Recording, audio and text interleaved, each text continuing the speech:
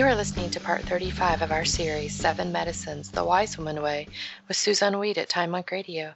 Hello, Susun. Welcome back to Time Monk Radio.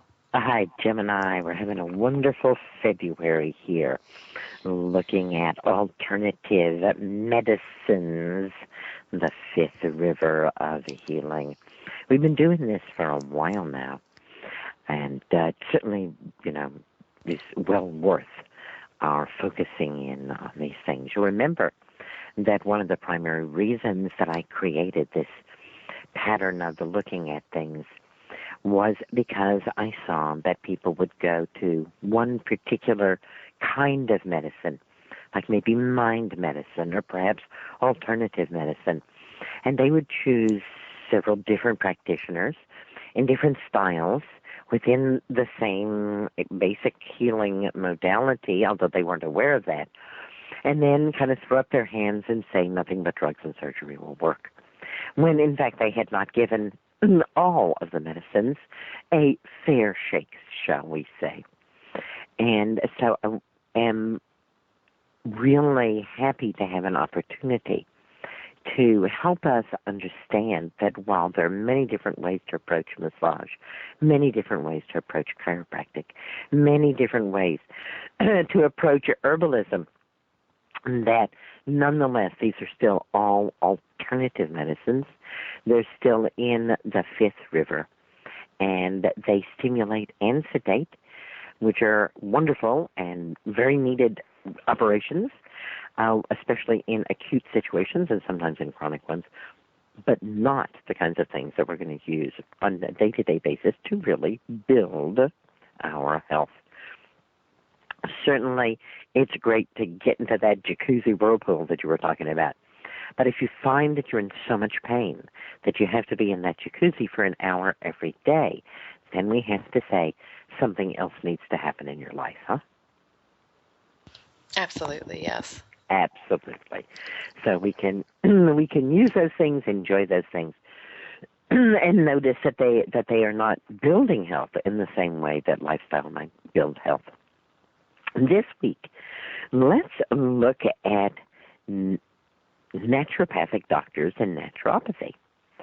Naturopathic doctors seem like the perfect doctor. When we read what they're about, they got the language totally down. Naturopathy is about the healing power of nature. Naturopathic doctors treat the cause, not merely the symptoms. Naturopathic doctors agree with all doctors everywhere to first do no harm. Naturopathic doctors are teachers as well as healers, and they teach self-care as well as offering care to others. Naturopathic doctors do their best to treat the whole person, to look at what's going on in the person's family, in their life, community, work, and so on, not just to provide stopgap measures. And naturopathic physicians emphasize prevention, emphasize what we've been talking about. The first four medicines: serenity medicine, story medicine, mind medicine, and lifestyle medicine. What could possibly be better? Naturopathic physicians are taught alternative and complementary therapies, plus they get much of the training of a mainstream medical doctor. In most places, naturopathic doctors cannot prescribe drugs.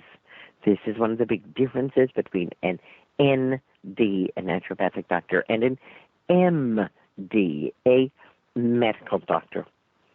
However, my experience in teaching at naturopathic schools, in talking to a great number of naturopaths, and it being in naturopathic conventions, is that the fact of the matter is that the course of study for a naturopath is far too broad to allow them to be very good at any of it.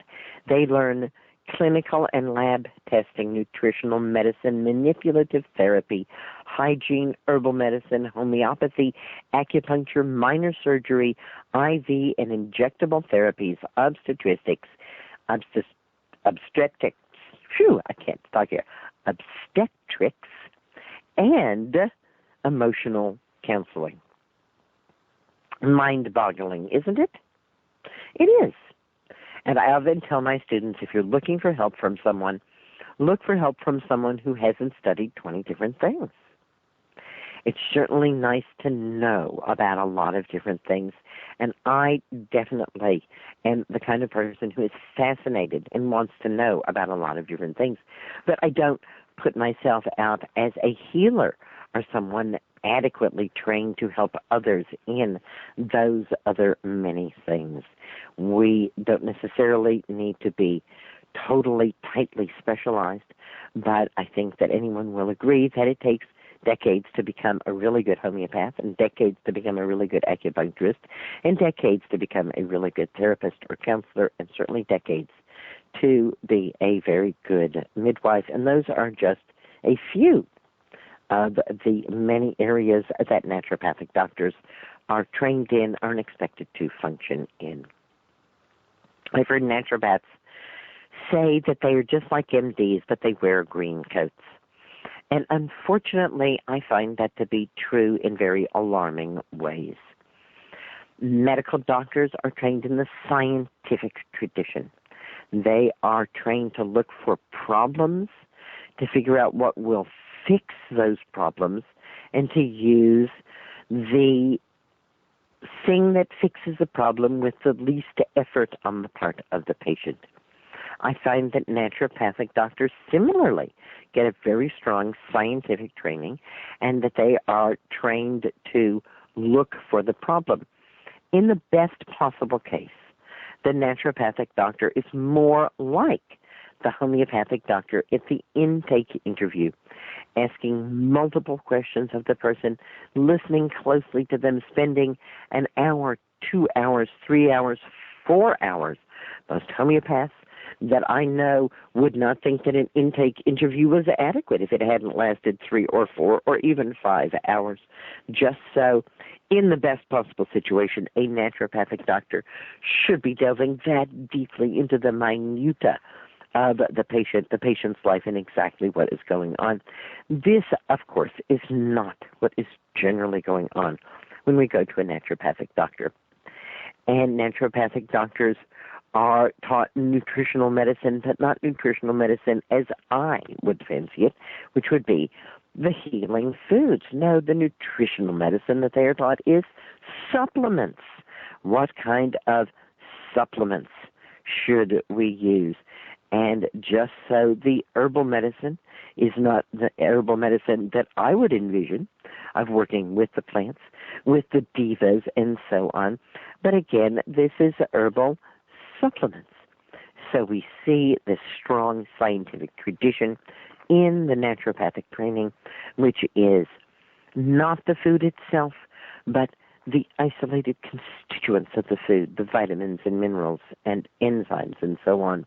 Not the herb itself, but the isolated active ingredients of the herb, the things that are powerful in the herb.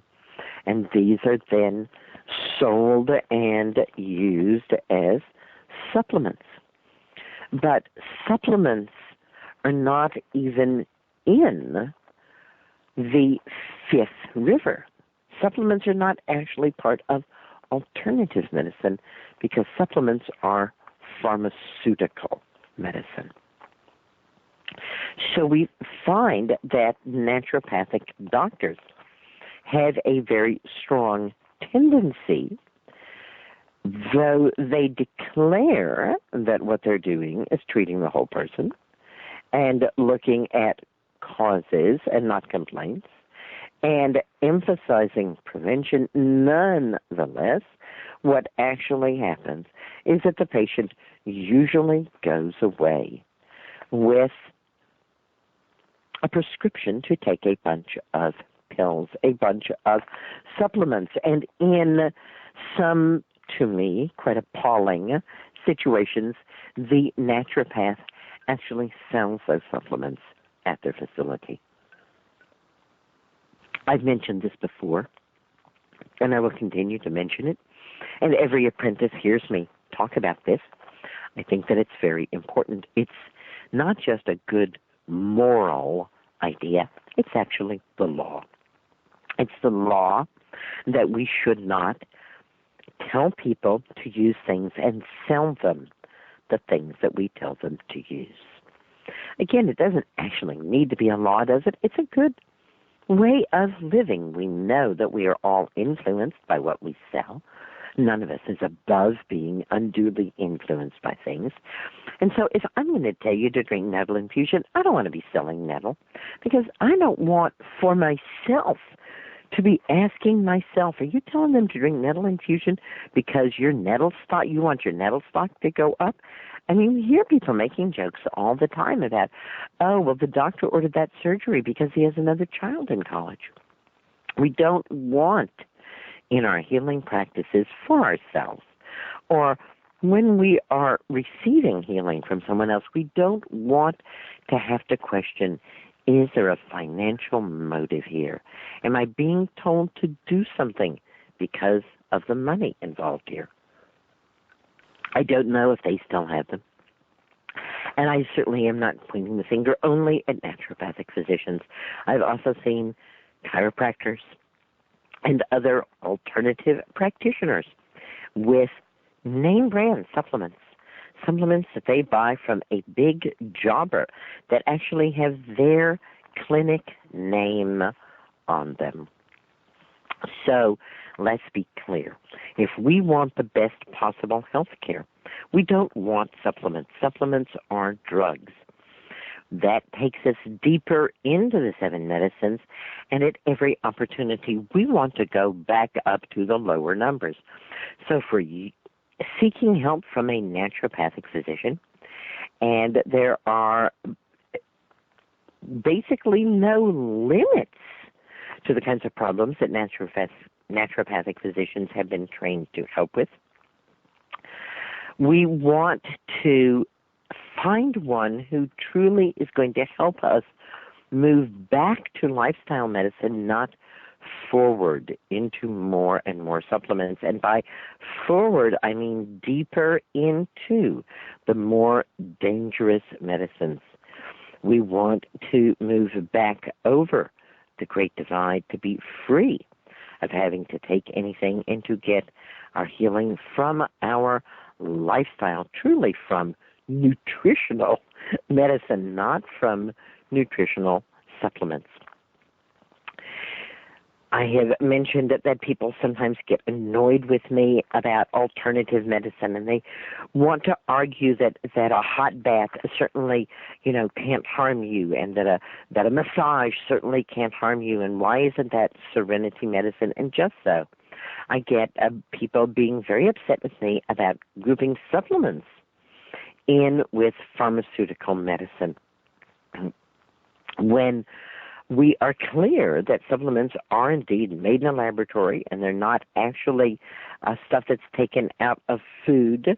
Then people will often grumblingly kind of admit that, all right, perhaps supplements could be considered pharmaceutical medicine. And you'll notice that in my books, I equivocate somewhat to make this a little easier and more palatable to people. And so I have step 4, stimulate, sedate, and then I have step 5A, use supplements, and step 5B, use drugs. I often call supplements soft drugs, but in fact, how different are they from any other thing that you can buy over the counter at the pharmacy? You can walk into the pharmacy and you can buy a great number of things over the counter. Well, how different are they? Here's what I think about how different they are. When I buy a drug at the pharmacy, or when a drug is prescribed to me, then there are certain side effects that might occur from my taking that drug. There will be a package insert and or the person who has given me a prescription for that drug will tell me about possible side effects that could occur from my taking that drug so that I will know about them and be on the alert for them.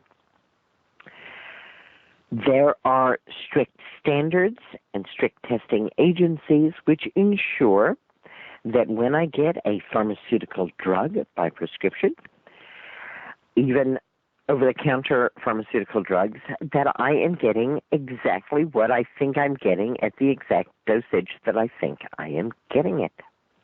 With supplements, with bioidentical hormones, with things that are not actual pharmaceutical drugs, our 5A category rather than our 5B category, the risk is actually greater. The risk is greater because these substances are not carefully controlled while they are made. We don't know for sure what's in that supplement, what's in that bioidentical hormone, and when people have done tests and exposés of them, what they find is horrifying. They find sometimes as much as 50% of the samples do not have the substance that's supposed to be in it, or do not have the correct quantity of the substance that is in it. You've heard me say over and over again that supplements don't make health. The older I get, the more I see, the more I believe that this has always been true and will continue to be true. There are people who say to me, well, I take a natural supplement, or what do you have against herbal supplements? After all, they're not that different from tinctures, are they? They are. And next week, when we talk about herbalism, we will talk some more about herbal supplements and standardized herbs, and start to understand why they are drugs and not foods or herbs. In short, if someone says they are taking a food supplement, we have to ask ourselves how compressible food is. And I find that people have a rather fantastical idea that somehow you can take a carrot, dehydrate it, and it becomes next to nothing.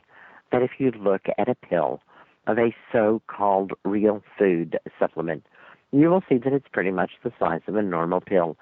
And when you actually look at what's in there, you will find that there are so many different foods in there that there couldn't even be a single gram of any one of those foods. Remember that 30 grams is an ounce. Most pills weigh a fraction of an ounce. So we might have a quarter of a gram of carrots, a quarter of a gram of beets, a quarter of a gram of kale. Gang, it simply doesn't count. It's just not enough stuff to really make much of a difference there. Naturopathic doctors, unlike medical doctors, don't receive training in the problems that can be caused by the substances or techniques that they recommend to people. This was quite shocking to me in my early explorations of alternative medicine, where I met a great many naturopathic doctors and was told a great many things, some of which actually brought grievous harm to me and actually caused friends of mine to die. And I do not in any way think that any of this information was malicious. It was simply something that these people hadn't been taught. They hadn't been taught what could happen once in 100,000 times when this was used. Doctors are taught that. So my choice between an MD and an ND, between a medical doctor and a naturopathic doctor, is that the naturopathic doctor is taught a little bit about a great many different things, but gets a basic mainstream education, so they tend toward pushing me into the use of supplements and drugs, although the talk is about prevention. Worse yet, the naturopathic doctor, unlike the medical doctor, isn't trained to understand what the side effects could be of those treatments or supplements. The supplements themselves are not adequately controlled and can have more or less of the actual substance in it, or even not the substance at all. Doesn't sound fair, does it? We would want to think that the naturopathic doctor is going to be the perfect doctor, the doctor who knows everything and can really help us, and yet it turns out that we're not necessarily in safe hands when we go to the naturopath. Have you heard of osteopathy? Not many people have. Have you? I have, yes. All right. Have you been to an osteopath? Actually, my grandmother would always see a DO, as she liked to call him. I don't, doctor of osteopathy, I guess. Doctor of osteopathy, right. What were her experiences? Oh, she thought he was fantastic. Doctors of osteopathy do not see themselves, at least the ones that I know, as MDs with green coats on. They are, of all the people that we've been talking about, the ones least likely to prescribe any supplements of any kind to you. They don't have the language down the way the naturopaths have the language down, and yet my experience with osteopaths is that osteopaths walk the talk rather than talking it. That osteopaths want to teach you how to take care of yourself so you don't have to come back to them.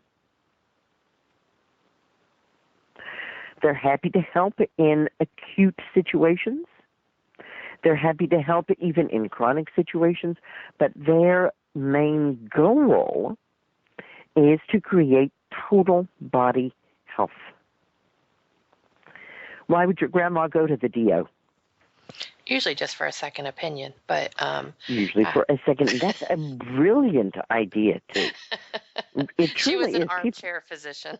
Yeah, people often get a second opinion from somebody who's been trained exactly the way the person who gave them the first opinion has been trained. Yeah, well, she was her own first opinion. She was her own first opinion. I like it. So she went to him for a second opinion. So when she wanted somebody to back her up or shoot her down, yes, it was her DO that she went to. But you know, she's 87 years old, so something's going well. That's for sure. Doctors of osteopathy create total body health by strengthening the musculoskeletal framework, focusing on the joints, the muscles, and the spine. They aim to positively affect the nervous system, the circulatory system, and the lymphatic system. Most people seek out a doctor of osteopathy because they have pain. Somebody said to me, oh, a doctor of osteopathy, they're kind of like a fancy physical therapist, right? That's kind of like saying that the talent show at the kindergarten is like the Metropolitan Ballet. Doctors of osteopathy basically self-select on their ability to feel the body subtly. Doctors of osteopathy, far more than massage therapists or chiropractors, are trained to do hands-on diagnosis by actually feeling and interacting with the body. I don't know of osteopaths who get too far out into the scientific tradition, like Some chiropractors can, although osteopaths certainly do like their machines. We all like our machines, and if we have them available, we're probably going to be using them. But doctors of osteopathy are taught osteopathic palpitation, and this includes 4 primary techniques that they work with, which are soft tissue manipulation, and this is working with the fascia. We talked about the fascia last week when we were talking about chiropractic, and especially when we were talking about rolfing. And I had a rolf technique for putting people back in line by changing what's going on with the fascia. Osteopaths also work with the fascia, and they work with the fascia in a much more subtle and much less painful way than rolfing. Osteopaths do articular techniques, and in articular techniques, they are actually taking 2 bones and changing how the surfaces of the bones come together. I have heard people get very freaked out about this in the same way that people can get freaked out about chiropractic. It's like some people feel that this is something that shouldn't be done to their bodies, and osteopaths are aware of this, and they will ask you before they do any kind of articular technique on you, and if you don't like it, then you say no. I have found osteopaths the easiest practitioners to say no to. They're very sensitive. Again, they tend to be self-selected people who are extremely sensitive. Osteopaths are also trained in cranial osteopathy. We talked before about cranial sacral work when we were talking about massage and the subtlety of the craniosacral work. Basically, the cranial osteopathic work treats the body's inherent rhythms by feeling very sensitively, and we're talking thousands of hours of training so that the hands of the osteopath can actually pick up the rhythms of the body and fine-tune the body's inherent rhythms, and then visceral manipulations. And visceral manipulation sounds exactly like what it is, that soft tissues are manipulated by the osteopath. So although they primarily are working with the muscles and the skeletal part of the body, the bones and the muscles of the body, they also have within their tool bag of tricks the ability to move the viscera, the soft parts of the body, around as well. If you haven't heard of a doctor of osteopathy, check it out. Are there any DOs in your area? I have had really wonderful experiences with the DOs that I have met and the kind of work that they do. And I suspect that you might have similar good response to visiting a doctor of osteopathy as well. They treat pain, they treat injury, they help people learn to relax, they can help your posture. They're wonderful helpers during pregnancy. Osteopathy increases energy by increasing blood flow. It decreases healing time and makes the healing deeper. It can limit the progress of chronic conditions, and osteopathy, of course, is at its best when we are working with increasing the mobility of joints, not just by decreasing the pain, but by actually changing how the joint surfaces come together. If there are people out there who can truly work miracles, they are probably calling themselves doctors of osteopathy. In a general, truly underused part of alternative medicine. And we're going to come back next week and finish up our talk about the fifth river by looking a little more deeply into herbalism. And then next month we'll be moving on to the sixth medicine. Green blessings. Bye-bye for now, Gemini. Thank you, Susan. This concludes part 35 of our series, The 7 Medicines, The Wise Woman Way with Susun Weed at Time Radio.